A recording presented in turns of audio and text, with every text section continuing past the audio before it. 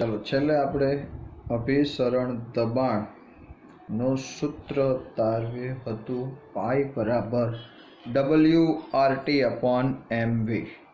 હવે આ સૂત્રમાંથી હું અણુભાર m ને કરતા બનાવી દઉં તો સૂત્ર બની જાય WRT/πv। જો આપણે અજ્ઞાત પદાર્થ છે એનો યોગ્ય સાંદ્રતાવાળું યોગ્ય દ્રાવ્યનો જથ્થો ઉમેરી યોગ્ય કદનું દ્રાવણ V બનાવી દઈએ અને તેનું ચોક્કસ તાપમાને અભિસરણ દબાણ પાઈ માપી લઈએ અને આ સૂત્રમાં કિંમત મૂકી દઈએ તો આપણે અજ્ઞાત પદાર્થનો અણુભાર મળી શકે। તો ભાઈ આપણે અત્યાર સુધી ભણ્યા રાઉલ્ટના નિયમવાળું સૂત્ર, એમાં અજ્ઞાત પદાર્થનો અણુભાર મેળવી શકાય, એટલે કે બાષ્પ દબાણનો ઘટાડો નક્કી કરીને અજ્ઞાત પદાર્થનો અણુભાર શોધી શકાય। ત્યાર પછી ઉત્કલન બિંદુ ઉન્નયન ડેલ્ટા ટીબી, એનું સૂત્ર આવ્યું હતું ડેલ્ટા ટીબી બરાબર KB × 1000 ગુણ્યા દ્રાવ્યનું વજન છેદમાં આણ્વીય દળ ગુણ્યા દ્રાવકનું વજન। તો એ સૂત્રમાં અજ્ઞાત પદાર્થનો અણુભાર મેળવી શકાય। ઠાર બિંદુનો ઘટાડો માપીને અજ્ઞાત પદાર્થનો અણુભાર મેળવી શકાય। પણ આ બધી પદ્ધતિ છે અત્યાર સુધી ભણ્યા 4 પદ્ધતિ, એક રાઉલ્ટનો નિયમ એટલે બાષ્પ દબાણનો ઘટાડો પદ્ધતિ, બીજી ઠાર ઉત્કલન બિંદુ ઉન્નયન પદ્ધતિ જેમાં ઉત્કલન બિંદુમાં થતો વધારો માપવાનો હોય, ત્રીજી ઠાર બિંદુ અવનયન પદ્ધતિ જેમાં ઠાર બિંદુમાં થતો ઘટાડો માપી શકાય, અને ચોથી અભિસરણ દબાણ પદ્ધતિ। તો અજ્ઞાત પદાર્થનો અણુભાર શોધવા માટે આ ચારેય પદ્ધતિઓ છે દ્વારા મેળવી શકાય। પણ એ બધામાં સૌથી અગત્યની અને સારી પદ્ધતિ છે તો એ છે અભિસરણ દબાણ પદ્ધતિ। કેમ અભિસરણ દબાણ પદ્ધતિ બધા કરતાં વધારે સારી છે? તો કે પહેલી વાત, બીજી બધી પદ્ધતિમાં મોલાલિટી આવે છે, જ્યારે અભિસરણ દબાણમાં જ મોલારિટી આપણે આવ્યું હતું ને મોલર સાંદ્રતાના સમપ્રમાણ, મોલાલિટી કરતાં મોલારિટી વધુ સ્પષ્ટ સાંદ્રતા છે। બીજી અગત્યની વાત કે જ્યારે મંદ દ્રાવણ હોય, સમજો બરોબર, કેવું દ્રાવણ હોય? મંદ દ્રાવણ હોય, એટલે તમે થોડો જ અજ્ઞાત દ્રાવ્ય પદાર્થ ઉમેરો તો મંદ દ્રાવણ હોય ત્યારે બાષ્પ દબાણનો ઘટાડો ડેલ્ટા પી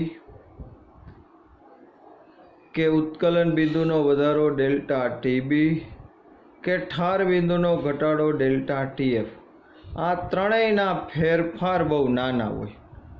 એટલે કે શુદ્ધ દ્રાવકનું ઉત્કલન બિંદુ દાખલા તરીકે પાણી છે એનું 100 છે। હવે એમાં તમે અજ્ઞાત પદાર્થ છે એ બહુ ઓછો જથ્થો ઉમેરો અને એનું ઉત્કલન બિંદુ પાછું માપો અને આવે 100.005, તો ડિફરન્સ કેટલો થયો? 0.005। જેટલો તફાવત ઓછો એટલી ચોકસાઈ ઓછી। એટલે મંદ દ્રાવણ હોય ત્યારે ઉત્કલન બિંદુ પદ્ધતિ, ઠાર બિંદુ પદ્ધતિ કે બાષ્પ દબાણ પદ્ધતિ એ ત્રણેયમાં મૂલ્ય છે બહુ નાના મળે છે। પણ અભિસરણ દબાણ પદ્ધતિ છે એમાં પાઈનું મૂલ્ય છે જો તમે 12 એકમમાં માપો તો નાનું મળે, પણ 12માંથી આપણે એની જગ્યાએ મિલીમીટરમાં ચોકસાઈથી માપી શકાય, કારણ કે 1 bar બરાબર 760 મિલીમીટર થાય। તો 12 કરતાં મિલીમીટરમાં 760 ગણો મોટો જવાબ આવે, અને જેમ ફેરફાર મોટા એમ તમે એ સૂત્રમાં કિંમત મૂકો તો વધુ ચોક્કસ આણ્વીય દળ મળે છે। તો યાદ રાખો, બધી પદ્ધતિ છે એમાં સૌથી બેસ્ટ પદ્ધતિ કઈ? અભિસરણ દબાણ પદ્ધતિ। બીજી એક મહત્વની વાત કે ઘણા પોલિમર પદાર્થ હોય જેમ કે પ્રોટીન।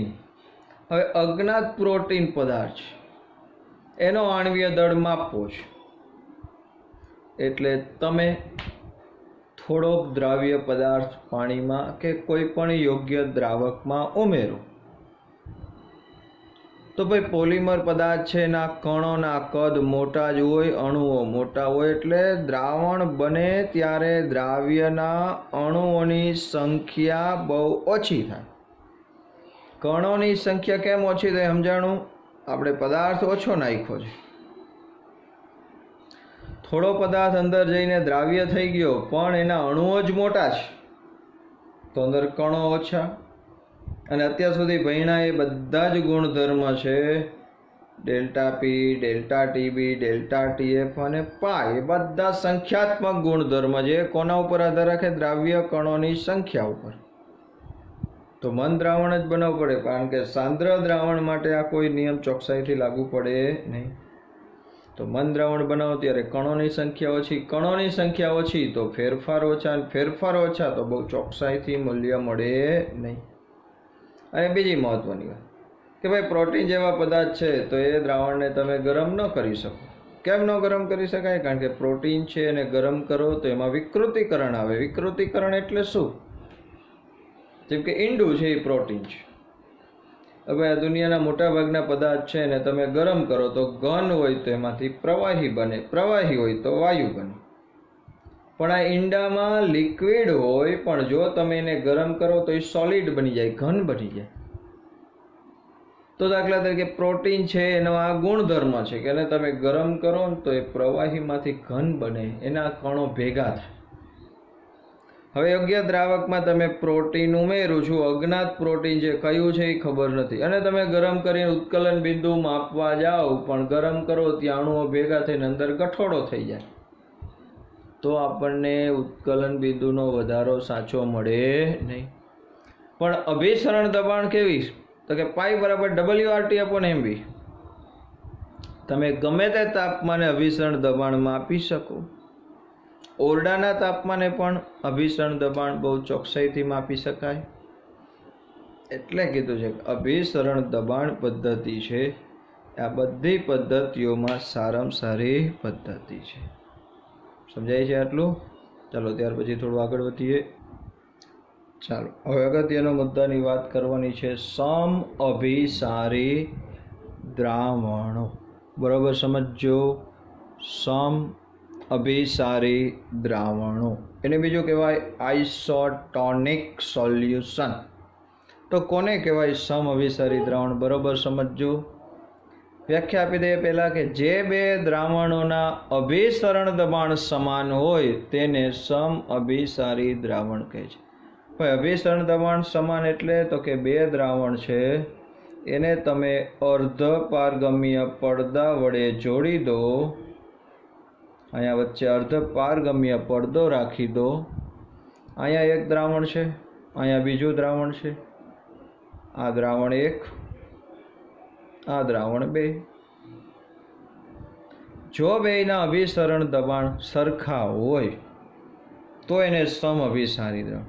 ભાઈ ખબર કેમ પડે આપણે અભિસરણ દબાણ સમાન સરખા? તો કે અર્ધ પારગમ્ય પડદો રાખીને એ બેને એકબીજાના સંપર્કમાં રાખો. આ બે બાજુ દ્રાવણ છે એ જ્યાં સુધી ભરેલા છે, સ્તર જોઈ લો કે આટલે સુધી ભરેલા છે. જો અભિસરણની ઘટના ગમે તે એક બાજુ થતી હોય તો એક બાજુની સપાટી નીચે ઉતરે ને એક બાજુની સપાટી ઊંચી જાય, કારણ કે દ્રાવકનો પ્રવાહ સ્વયંભૂ વહે. પણ જો એમનેમ રહે, અભિસરણની ઘટના જ ન થાય, તો શું સમજવાનું કે એ બે દ્રાવણો છે એના અભિસરણ દબાણ સમાન છે. તો આવા સમાન અભિસરણ દબાણ ધરાવતા દ્રાવણોને શું કહેવાય? સમઅભિસારી દ્રાવણો. તો અભિસરણની ઘટના થતી નથી. બીજી મહત્વની વાત, તો જે બે દ્રાવણોના અભિસરણ દબાણ સમાન હોય તેના બાષ્પ દબાણ સમાન જ હોય, એટલે એને સમદાબી દ્રાવણ કહેવાય. કેમ બાષ્પ દબાણ સમાન હોય? તો કે જે બે દ્રાવણોના અભિસરણ દબાણ સમાન હોય એમાં દ્રાવ્ય કણોની સંખ્યા પણ સમાન હોય, અને દ્રાવ્ય કણોની સંખ્યા સમાન દ્રાવ્ય કણોની સંખ્યા સમાન હોય, અને દ્રાવ્ય કણોની સંખ્યા જેમાં સમાન હોય એના બાષ્પ દબાણ પણ સમાન જ હોય, કારણ કે બાષ્પ દબાણ છે એ પણ કેવો ગુણધર્મ છે? સંખ્યા. તો યાદ રાખો, સમઅભિસારી દ્રાવણોના બાષ્પ દબાણ સમાન હોય, આથી એને બીજું સમદાબી દ્રાવણો પણ કહે છે. એને ઇંગ્લિશમાં કહેવાય આઇસોટોનિક દ્રાવણ. શું કહેવાય? આઇસોટોનિક દ્રાવણ. બીજી મહત્વની વાત આ ઉદાહરણ દ્વારા સમજવી છે કે રક્તકણ 0.9% વેટ બાય વોલ્યુમ, આ 0.9% વેટ બાય વોલ્યુમનું જે દ્રાવણ છે એ આપણા રક્તકણના, લખેલું છે રક્તકણના પ્રવાહી સાથે સમઅભિસારી, પણ 0.9% વેટ બાય વોલ્યુમ કોનું દ્રાવણ? NaCl નું. શેમાં બનાવેલું? પાણીમાં. હું એક બીકર લઈ લઉં, એમાં 0.9% વેટ બાય વોલ્યુમ વાળું NaCl નું દ્રાવણ ભરી દઉં અને એની અંદર રક્તકણને મૂકી દઉં. આ રક્તકણ છે, સમજો. તો રક્તકણના કદમાં કોઈ ફેરફાર થતો નથી. ફેરફાર થતો નથી એનો મતલબ કે અભિસરણની ઘટના થતી નથી.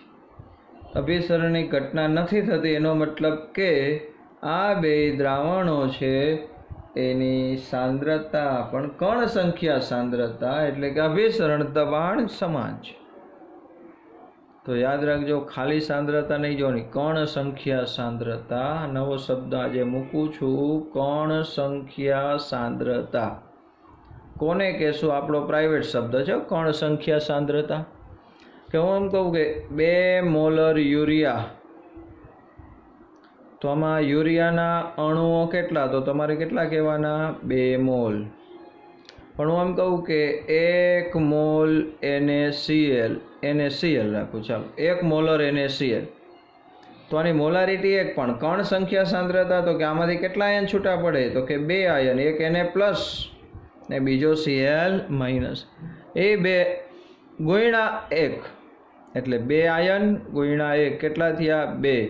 તો આમાં કણ સંખ્યા સાંદ્રતા કેટલી થાય? 2 મોલ. તો જેની કણ સંખ્યા સાંદ્રતા સરખી હોય, એટલે કે ખાલી સાંદ્રતા મોલારિટી નહીં જોવાની, કણોની સંખ્યા સમાન હોય, એના જ બાષ્પ દબાણ સમાન હોય અને એના જ અભિસરણ દબાણ સમાન હોય. જો અહીંયા બીજા 2 મહત્વના ઉદાહરણ લીધા છે મેં. 1 મોલર NaCl નું જલીય દ્રાવણ છે, એ 2 મોલર યુરિયા સાથે સમઅભિસારી છે. વચ્ચે બરાબરની નિશાની એવું દર્શાવે કે એ સમઅભિસારી છે. આવું કેમ? તો કે અહીંયા NaCl માંથી કેટલા આયન છૂટા પડે? 2. મોલારિટી કેટલી છે? 1. તો 2 ગુણ્યા 1 જવાબ કેટલો આવ્યો? 2. અહીંયા યુરિયા માટે મોલારિટી કેટલી છે? 2. પણ યુરિયામાંથી આયન છૂટા નથી પડતા એટલે 1 નો 1 જ રાખવાનો. તો 2 ગુણ્યા 1 બરાબર 2. આ 2 ને આ 2 ને કહેશું, આપણી ભાષામાં આપણે સમજવા માટે એને કહેશું કણ સંખ્યા સાંદ્રતા. શું કહેવાય? કણ સંખ્યા સાંદ્રતા. એ હરખું થાય તો એ 2 દ્રાવણો કેવા હોય? સમઅભિસારી. બીજું ઉદાહરણ સમજો. અહીંયા લખ્યું છે 3 મોલર NaOH અને એની સામે છે 2 મોલર H2SO4. ભાઈ 3 મોલર NaOH નું દ્રાવણ 2 મોલર H2SO4 સાથે કેમ છે? એના મોલારિટી તો જુદી છે, પણ આમાંથી છૂટા પડતા આયન કેટલા? NaOH માંથી કેટલા આયન છૂટા પડે? તો કે મોલારિટી 3, છૂટા પડતા આયન 2, Na પ્લસ ને OH માઇનસ, 3 દુ 6 જવાબ આવ્યો. સામે જોઈ લ્યો, મોલારિટી કેટલી છે? 2. H2SO4 માંથી કેટલા આયન છૂટા પડે? તો કે 2H પ્લસ ને 1 SO4 2 માઇનસ. કેટલા આયન થયા? 3. ફરી એકવાર કહી દઉં, 2H પ્લસ અને 1 SO4 2 માઇનસ, એટલે કુલ કેટલા આયન થયા? 2H પ્લસ ને 1 SO4 2 માઇનસ, કુલ આયન 3. 3 દુ 6. જો અહીંયા 6 આવ્યું, અહીંયા 6 આવ્યું. માટે બે તો યાદ રાખો, યુરિયા, ગ્લુકોઝ, ખાંડ, ફ્રુક્ટોઝ આવા પદાર્થ કે એને પાણીમાં કે કોઈ પણ દ્રાવકમાં ઓગાળો તો એમાંથી આયન છૂટા પડતા નથી. પણ NaCl ને ઓગાળો તો કેટલા આયન છૂટા પાડવાના? 2. NaOH ને છૂટા પાડો તો 2 આયન. KCl ને છૂટા પાડો તો 2 આયન, K+ ને Cl-. H2SO4 ને પાણીમાં ઓગાળવું કેટલા આયન ગણવાના? તો કે 3 આયન. સમજાય છે? આગળ પણ આવશે, નીટ માટે હું ડિટેલમાં લઈશ જ્યારે આ ટોપિક, ત્યારે આ વધુ ઊંડાણપૂર્વક સમજાવશું. તો આટલે લગીનું સમજાય છે સમ અભિસારી દ્રાવણ. ચલો ત્યાર પછી અભિસારી દ્રાવણના બીજા 2 પ્રકાર છે, બરોબર સમજવાના છે. આ 2 પ્રકાર, એક અતિ અભિસારી અને બીજું અલ્પ અભિસારી. અતિ અભિસારી, અલ્પ અભિસારી. અતિ અભિસારીને ઇંગ્લિશમાં કહેવાય હાઇપર ટોનિક દ્રાવણ, અને અલ્પ અભિસારીને કહેવાય હાઇપોટોનિક દ્રાવણ. ભાઈ હાઇપો આટલો જ ફેર છે. હાઇપર છે એ વધુ માટે વપરાય શબ્દ, અને હાઇપો છે એ ઓછા માટે વપરાય. બસ આટલું જ ધ્યાન રાખ. અતિ એટલે વધારે, હાઇપર. અલ્પ એટલે ઓછું, હાઇપો. તો હાઇપરટોનિક કોને કહેવાય? હાઇપોટોનિક કહેવાય. એટલે કે અતિ અભિસારી કોને કહેવાય? અલ્પ અભિસારી કોને કહેવાય? એ બરોબર સમજજો. 2 દ્રાવણની કમ્પેરિઝન હોય, સમજો બરોબર. દ્રાવણ A છે અને બીજું દ્રાવણ B છે. આ 2 દ્રાવણોને આપણે તપાસી અને ખબર પડે કે આનું અભિસરણ દબાણ પાઈ A છે, આનું અભિસરણ દબાણ પાઈ B છે. પણ પાઈ A અભિસરણ દબાણ પાઈ B કરતાં વધુ હોય તો જેનું અભિસરણ દબાણ વધારે હોય એને આપણે વધુ માટે કયો શબ્દ મૂકશું? હાઇપર. પણ એ કોના માટે હાઇપર? તો કે જે ઓછું છે એની સાપેક્ષમાં હાઇપરટોનિક કહેવાય. અને જેનું અભિસરણ દબાણ ઓછું છે તો એ કોની સાપેક્ષમાં ઓછું? તો કે વધારેવાળાની સાપેક્ષમાં ઓછું.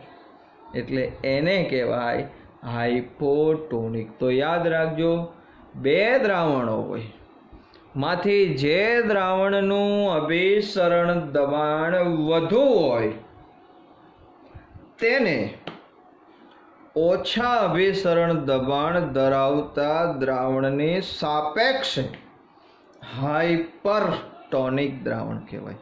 એટલે કે અતિ અભિસારી કહેવાય. સમજો, આપણે આગળ ભણ્યા છીએ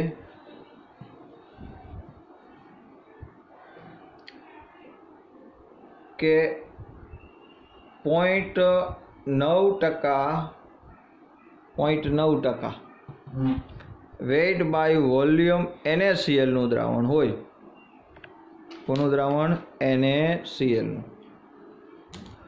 એની અંદર રક્તકણ મૂકતા હતા, હમણાં થોડી વાર પહેલાં જ વાત કરી, તો કોઈ જ અભિસરણની ઘટના બની નહોતી.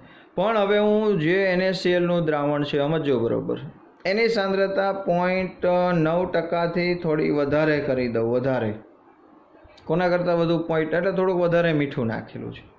હવે એની અંદર રક્તકણ મૂકું, સમજો બરોબર, તો શું થશે? તો કે બહાર સાંદ્રતા વધી ગઈ, અંદર સાંદ્રતા ઓછી છે. બહાર વધી ગઈ, અંદરની ઓછી છે. તો રક્તકણ છે એમાંથી પ્રવાહી ઓછીથી વધુ તરફ આવે. સમજાણું? તું યાદ છે ને? આ તો કઈ બાજુથી કઈ બાજુ આવે? ઓછીથી વધુ તરફ. અહીંયા 0.9 હોત તો એ કઈ બાજુ ન જાય, પણ અહીંયા 0.9 કરતાં મેં NaClની સાંદ્રતા વધારે રાખી છે, એટલે થોડું વધારે NaCl નાખ્યું છે. તો અંદરથી રક્તકણ છે એમાંથી પાણી બહાર આવવા માંડશે, નરવે રક્તકણ સંકોચાઈ જશે. તો સમજો, તો હવે આ 2માં રક્તકણનું પ્રવાહી અને આ 0.9થી વધુ સાંદ્રતા ધરાવતું NaCl નું દ્રાવણ, એ 2માં વધારે અભિસરણ દબાણ કોનું હશે? તો કે જે બાજુ પાણી દ્રાવક આવે છે એનું અભિસરણ દબાણ વધુ ગણવાનું. જેની સાંદ્રતા વધુ એનું અભિસરણ દબાણ વધુ. તો કોની સાંદ્રતા વધુ થઈ? તો કે 12 વાળા દ્રાવણની. તો જેની સાંદ્રતા વધુ, કણ સંખ્યા સાંદ્રતા હશે એ વધુ, એનું અભિસરણ દબાણ વધારે. જેનું અભિસરણ દબાણ વધારે એને કહેવાય હાઈપર, એટલે કે અતિ અભિસારી. એટલે આપણે અહીંયા વાક્ય લખ્યું છે. હવે આ વાક્ય બરાબર સમજી લોજો કે 0.9% વેટ બાય વોલ્યુમ થી વધુ લખી છે. આ મહત્વનું વાક્ય છે. થી વધુ એટલે આનાથી વધુ સાંદ્રતા ધરાવતું NaCl નું દ્રાવણ એ રક્તકણના પ્રવાહીની સાપેક્ષ કેવું છે? હાઈપર. કોણ હાઈપર છે? તો કે NaCl નું દ્રાવણ. કોની સાપેક્ષમાં? રક્તકણના પ્રવાહીની સાપેક્ષમાં. કેટલું NaCl ની સાંદ્રતા વાળું? તો કે 0.9 થી વધુ. હવે 0.9 થી વધુ 0.92 હોય તો ચાલે, 0.95 હોય તો ચાલે, 0.98 હોય તો ચાલે, 1% વેટ બાય હોય, ગમે તે પણ વધુ હોવું જોઈએ. તો વધારે વાળાને પણ કોની સાપેક્ષમાં? તો કે રક્તકણના પ્રવાહી છે. હાઈપર અને હાઇપોટોનિક છે એ કમ્પેરિઝનમાં જ વાત થાય. સમજો, આ દ્રાવણ હોય, એક બનાવેલું દ્રાવણ છે, કાયમી માટે હાઈપર નથી. એના કરતાં વધારે સાંદ્રતાવાળું હોય તો એ હાઈપર થઈ જાય, એનાથી કોઈક વધારે સાંદ્રતાવાળું હોય તો એ હાઈપર થઈ જાય. એટલે હાઈપર છે એ કમ્પેરિઝનમાં છે, જેની વધુ એ હાઈપર. તો બીજું હાઈપો સમજીએ, અલ્પ અભિસારી ક્યારે બનશે? તો કે જો NaCl ની સાંદ્રતા 0.9% વેટ બાય વોલ્યુમથી ઓછી રાખી હોય, ઓછી રાખી, ચલો એવું અહીંયા ભર્યું હોત તો શું થાય વિચારો? તો કે NaCl ની સાંદ્રતા 0.9 થી ઓછી છે તો શું થશે? તો કે બહાર સાંદ્રતા ઓછી, અંદર વધુ, તો ઊંધું થશે. તો ઊંધું થશે. પ્રવાહી છે, પાણી, દ્રાવક અંદરથી બહારથી ક્યાં આવશે? અંદર. ઓછીથી વધુ તરફ આવે તો હરવે રક્તકણ ફૂલવા માંડશે, ફાટી જાય ત્યાં સુધી ફૂલે. તો આ વખતે 0.9% થી ઓછી સાંદ્રતા ધરાવતું NaCl નું દ્રાવણ છે એ રક્તકણના પ્રવાહી કરતાં ઓછું અભિસરણ દબાણ ધરાવે, એટલે એને રક્તકણના પ્રવાહીની સાપેક્ષમાં હાઈપો, અલ્પ અભિસારી કહે. તો આટલું જ યાદ રાખવાનું. સમ અભિસારી એટલે જેના અભિસરણ દબાણ સમાન છે.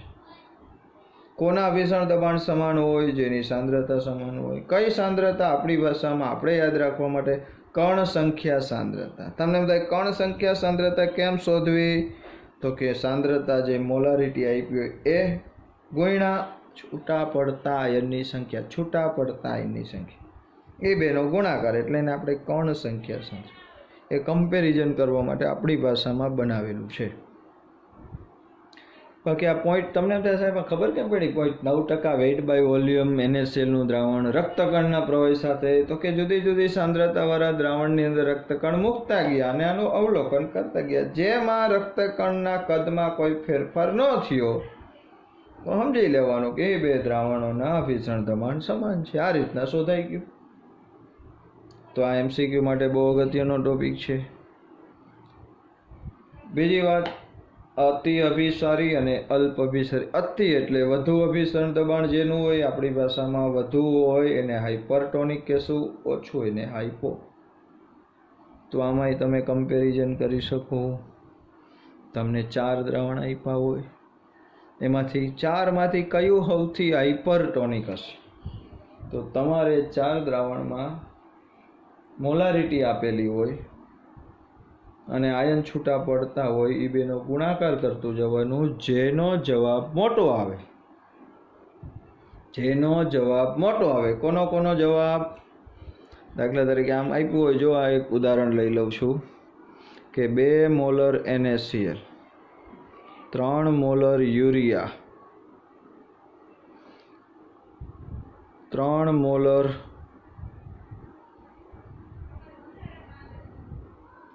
ખાંડ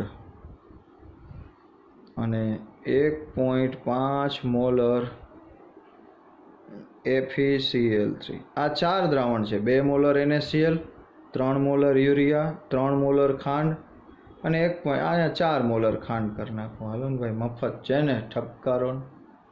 આ ચારેયમાં હાઇપરટોનિક કયું ગણવું હોય તો અહીંયા જો આ ગુણાકાર કેટલો થાય? 2 ગુણ્યા કેટલા આયન છૂટા પડે? 2. 2 ગુણ્યા 2 જવાબ કેટલો આવ્યો? 4.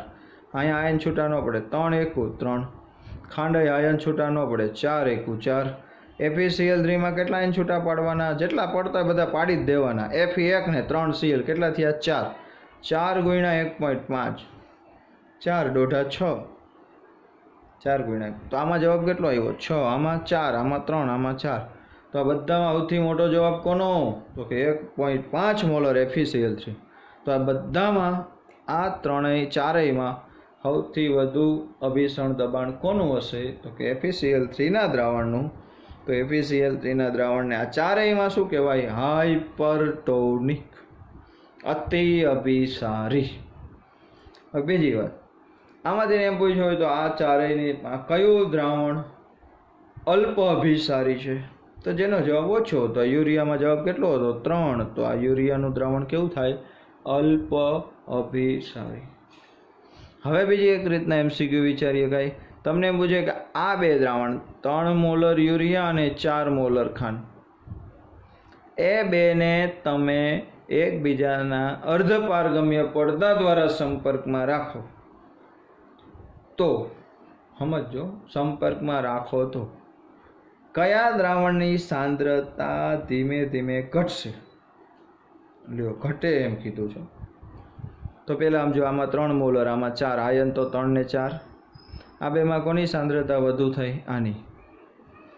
હવે બેને અર્ધપારગમ્ય પડદા દ્વારા સંપર્કમાં રાખો તો ઓછીથી વધુ તરફ દ્રાવક આવવા મળશે. અહીંયા દ્રાવક કોણ હોય? કાંઈ ન કીધું એટલે દ્રાવક કોણ? પાણી. તો ઓછીથી વધુ તરફ પાણી આવી રાખશે.